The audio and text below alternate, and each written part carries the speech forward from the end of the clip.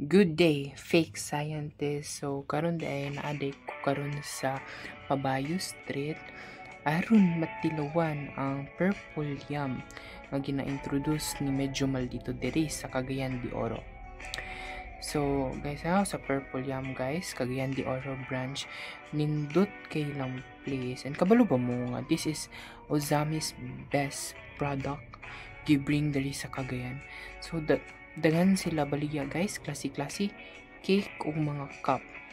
So nata sa purple yam karon guys.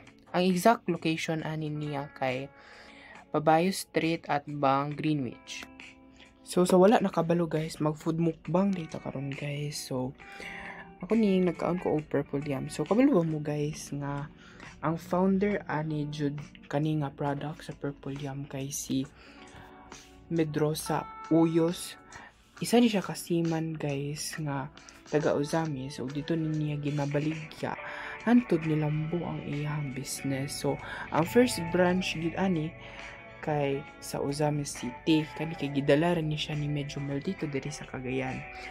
And ang main ingredients gid ani niya guys kay ang ube or purple yam from local nila dito, local diri sa Cagayan o dito sa Ozami City. So grabe gid kay siya kalami guys, maklaro man gid ninyo sa akong reaction no nga lami gid siya, di siya sumul guys kay lami ang iyang pagkaubi no. So nindot gid kay siya pagkagama guys nya. Kabalo ba mo barato ra kay na, it's 65 pesos only and grabe gid siya kasulit. So daghan pud kayo baligya dito sa shop no, na ay cake, klaseng-klase nga cake dito, ube, mga cup nga nasa, mga cake nga nasa cup. So mga lami gid guys, lamian gid kayo dito guys. Kaso mura na akong afford karon, 65 pesos pa kay mahal ang ilang cake, tag 580 unsaban. Pero guys, promise you have to try it guys, lami jud kayo siya, seryoso gud lami kayo siya. Labaw nag ube lover ka, you have to try it.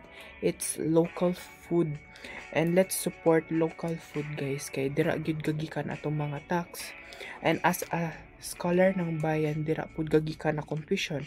So I'm thankful for small, micro, medium enterprises kay sila jud ang ga-provide mostly sa mga tax diri sa Cagayan de Oro. So og lami pud kay ning purple yam na dako kay akong pasalamat ay yung purple yam kay mo jud ni ang nakabring sa ako og happiness before. Kay a short story, nakoy friend nga dato kay sila and wala pa ko ka-try og purple yam and I was so devastated that time kay nay nahitabo. Tapos like gitagaanin ko sa ako ang amiga o ana nga cake kay gamay akong score man nato sa exam. So tagaan ko niya nag cake and guys lami jud kay siya and happy ko.